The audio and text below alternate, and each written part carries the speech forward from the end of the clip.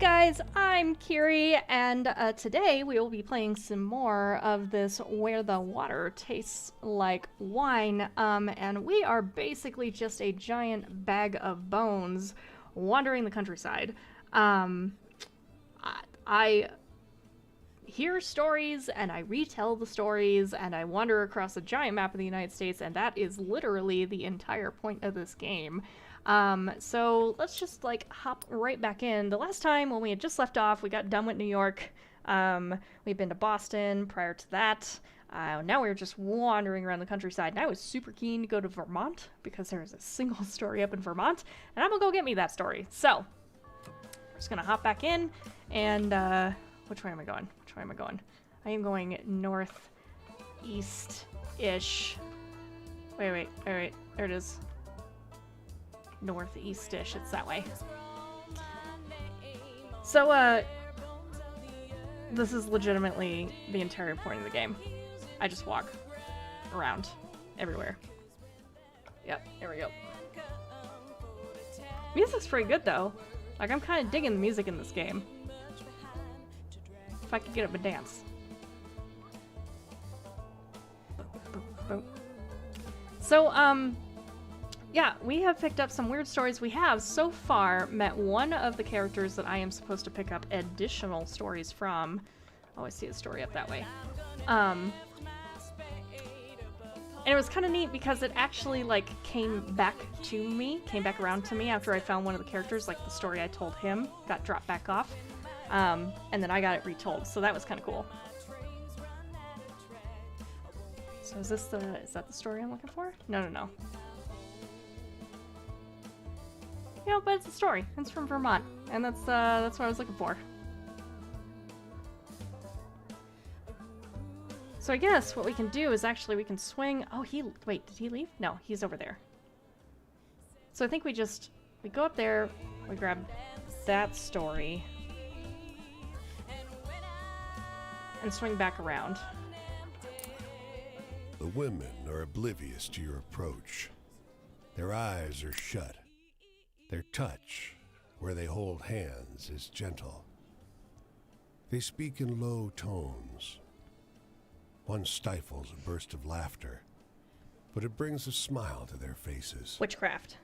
Sorry, says the one who laughed. Don't be, another assures her. They don't look up. Oh, what is that? I don't want to just leave. No. And pass we by give quietly. thanks for those who have left us, who we wanted gone. Oh. For the skills to thrive without them, and for the companions who make the effort joyful. The voice of the youngest wavers. The woman to her left squeezes her hand. This is not a scene to intrude upon. Okay. Interesting. Oh, wait. What's this? I kind of love this art style. You come across a girl picking wild blueberries. She smiles and greets you. On in. She offers you some from her birch bark basket. Oh, that was so sweet. You reach in the basket for blueberries, but pull out a handful of small, smooth stones. All the colors of the rainbow. The snickering girl runs into the trees as fast and light as a rabbit. Oh, okay. Thank you. Just gonna drop the stones right here. The stones tumble from your hand and hit the ground, instantly turning black as the night. Your Wow. heart leaps in surprise. How strange. Well, that was weird. Can I go to Canada? Do you think you'll let me go to Canada? Ooh, a horse auction. Well-dressed man waves you over, making some big deals today, he brags, fingering a bill where you can see. Get me when number 60 goes up, okay? You stand in the crowd and wait, and then run back to fetch him. He pays you absurdly well for doing almost nothing at all. Alright. Can I walk over the mountain? Oh, this makes my life... Oh, no, I can't. E.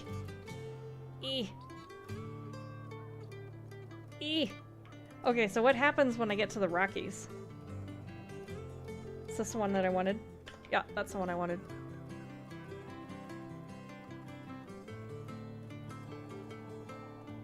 Hello? His clothes are expensive, but unkempt. Oh. A tailored jacket stretched and warped out of its best fit by long days on the road. His thinning frame weighs down the boxcar next to yours. You got a light, friend? Yes? You offer a match, which bends and nearly snaps as he scratches it against the pitted iron edge of the boxcar. Thanks, he mumbles, perching one last cigarette on his lip. All right, where are you going? Don't rightly know where I'm going. You notice how deeply wrinkled his clothes are. It's as though a huge hand plucked him from a high society party. Oh, poor guy. And crumpled him up like a sheet of paper. Don't rightly know how I got going either. Why is that? They built a railway just past Missy Hudson's estate. Damned racket ruined our soiree. Might have been a few bottles of Armagnac too many when I walked down the tracks to tell them to keep it quiet. He drags on the cigarette, but you never see him exhale. Okay. Did he just drop dead? What just happened? Can I go to Canada? Oh. No immigration. Borders are closed. Alright. Well then. I guess I can swing by and pick up these other stories in New York.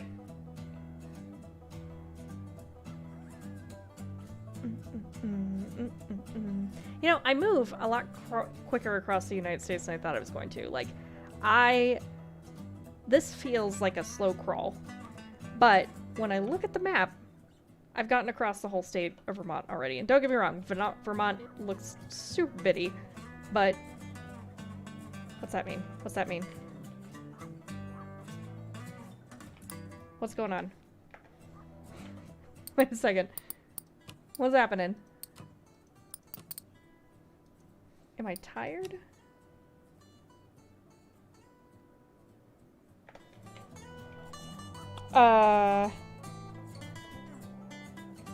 Sir, I don't know what that means.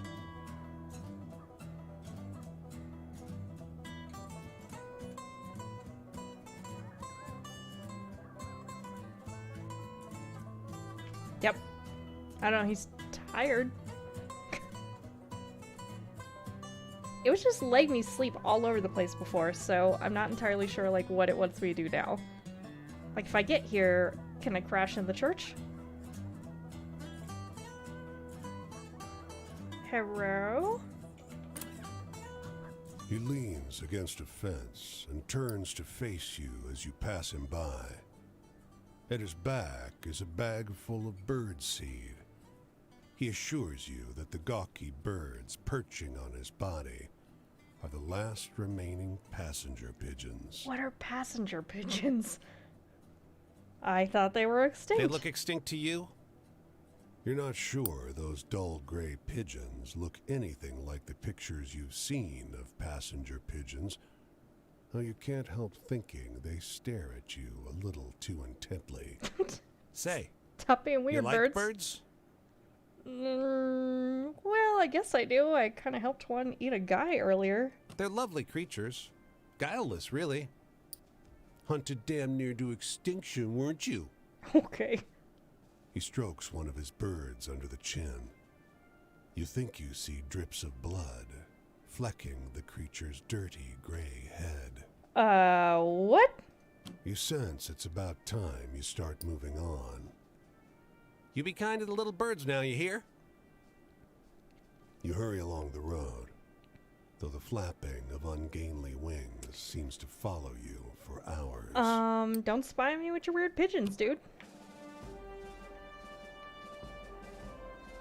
Oh boy.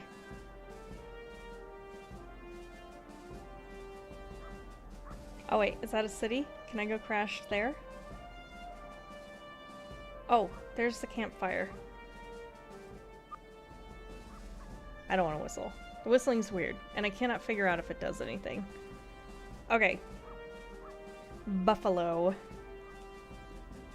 When I was a kid, I used to live somewhere up here in New York, in upper state New York, right along one of the Great Lakes.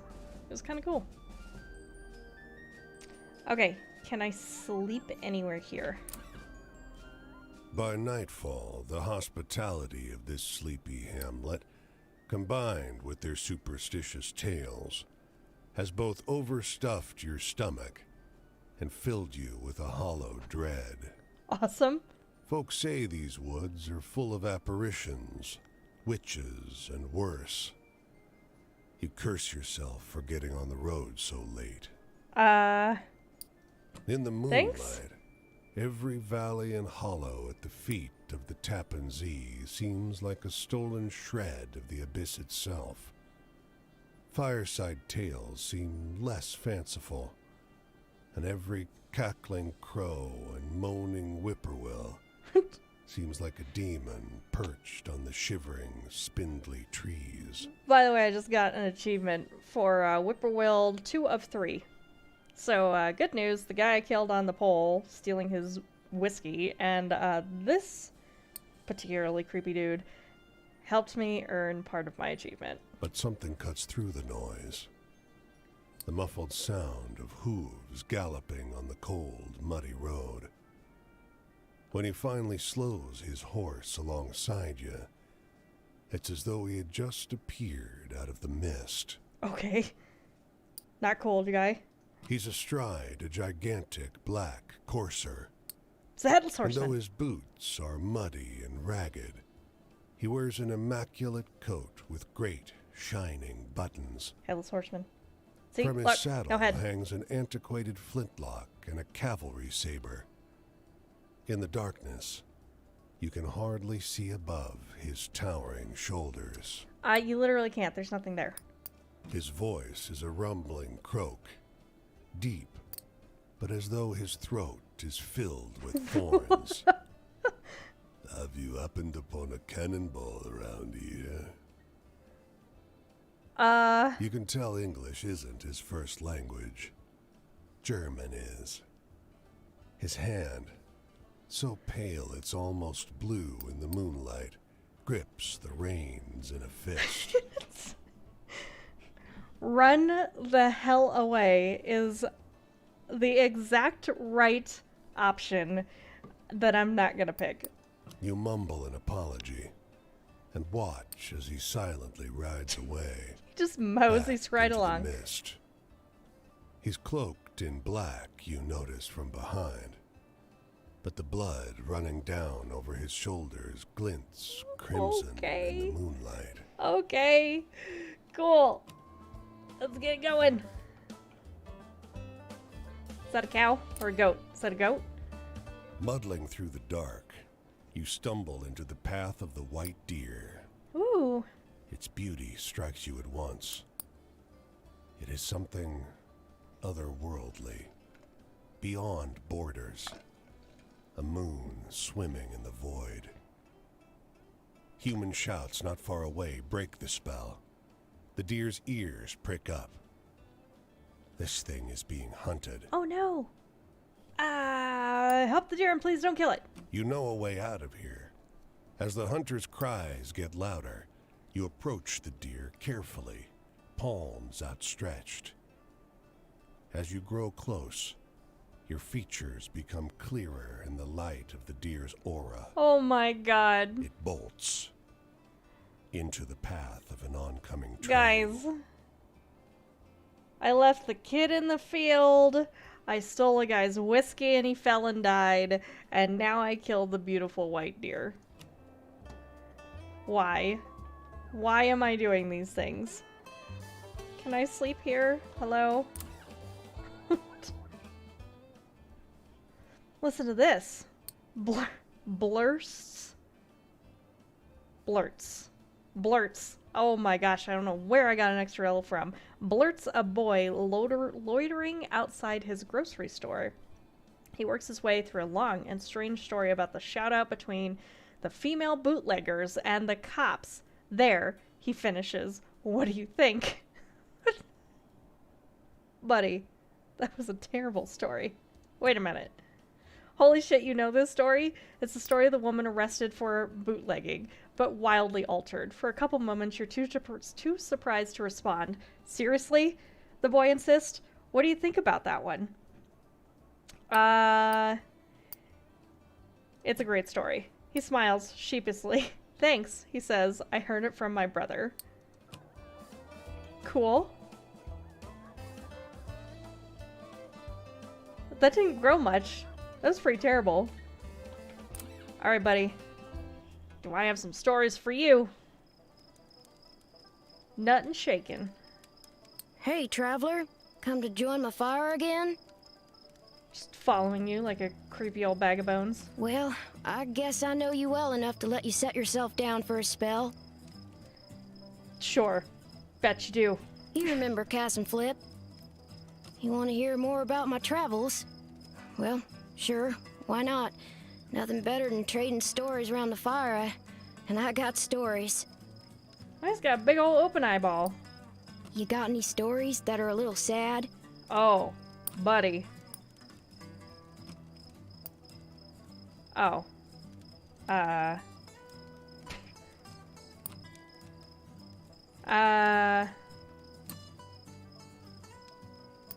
Well, that one's kind of sad. Parted by unemployment. Sad. Check. Huh, shoot. I ain't teared up. Just got something in my eyes, all. Your very wide open eye. Love stories. Huh. Folks sure seem to be eat up with the notions of love. Singing and talking about it all the damn time. Not sure I see the appeal myself. Well, you're like 12. I want to hear a story about ghosts or murderers or something. Scary stuff. Dude. I got you. Let's see.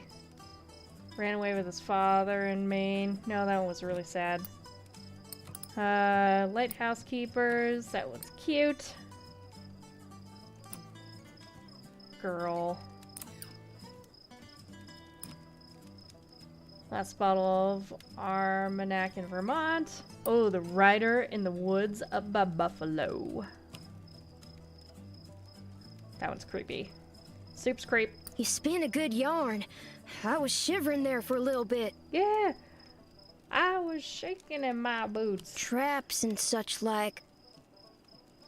Well, one time in Fort Worth, a feller tried to take Cass and Flip away.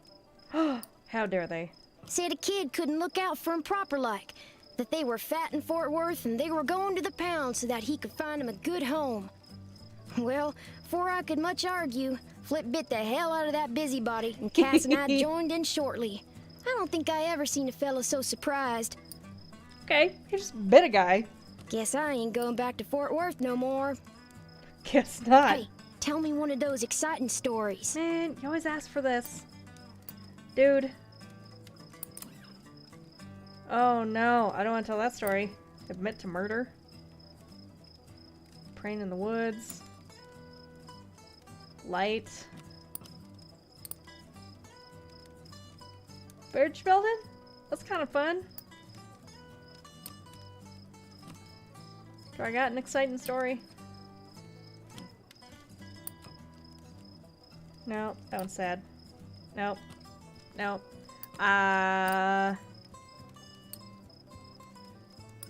Bridge builders. It's exciting-ish. Well, that was something. You spin a good yarn. Nailed it. Freedom. Teacher used to talk about freedom like America was eat up with it. But the tramping kind seems to be just about the only real freedom still in supply. Ain't no freedom from an empty stomach or bad weather, unless you're rich. I want Fair. a story that scares me. Now I'm older, almost nobody can do it. Give me your best shot. You already asked for one of those.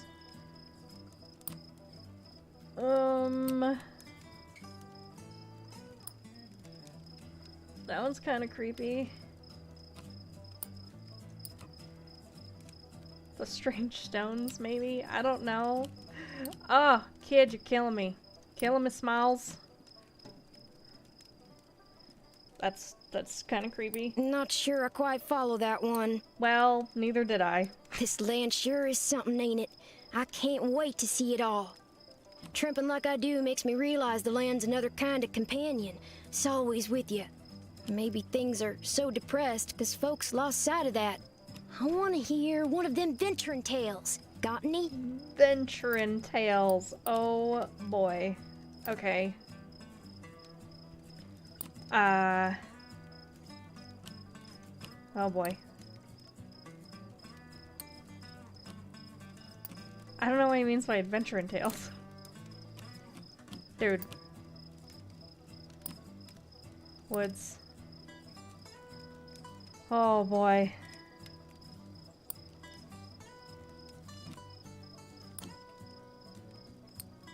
I don't know. That one? He ran away. He went on an adventure. Ain't life got enough tearjerkers in it without telling stories like that? No. Gee, my family. There ain't no way I'm gonna start jaw-flapping about those bastards. Flapping. Judases, the lot of them. Enough said. Oh, heck. The night's over already.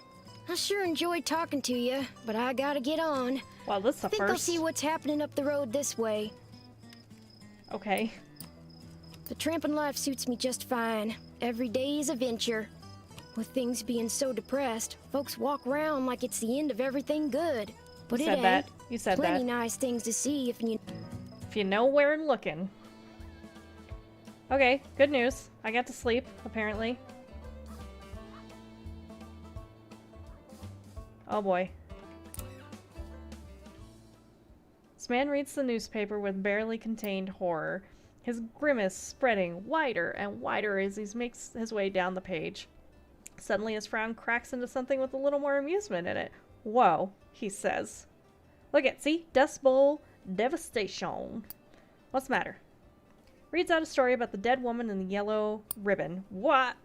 What? You're shocked. It's the story of the elegant woman in the small town, but with some bits changed.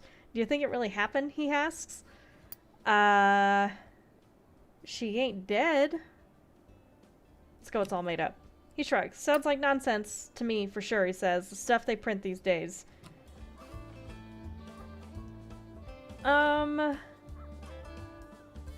Weird? Okay. Where am I going next, by the way? I don't even know where I'm going. Look at that. Look at that. Just picking up stories all over the place. I don't know if I need that one. No. I think... Let's go to Pittsburgh. Oh, there's something at the house. Hang on. Hang on. Hello? Wonder if I can climb over these mountains. These look tinier. What's this? What's this? Search it. Car crammed with well-dressed vacationers pulls up at the gas pump. Fill me up, will ya? The driver drawls, a thickly transatlantic effect. You oblige. He tips you pretty well, then roars off down the road, fine leather bags bouncing and rattling on the roof. Cool. Made some moolah. Alright. Tempted to grab that one too. Okay, let's grab this one. Oh, look at, there's Pittsburgh. Outside the small thicket of apple trees, the phrase "tended to by John Chapman" is carved into a fence post. Okay. Nearby, a hound lies on its side, Oh no. perfectly still. Flies buzz around its ears.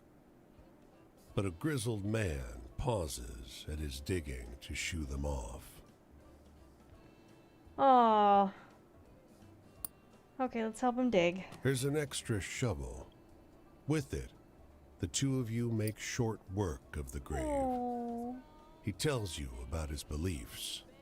why he's raising apple orchards in the middle of the country. It's a sin to graft, he tells you. Hurts the tree. Eventually, the hole is deep enough. Oh, dog. He stoops to the ground and lowers the pup into the earth. Tears flow freely. I'll see him again in heaven, he tells you. Our souls are bound by love.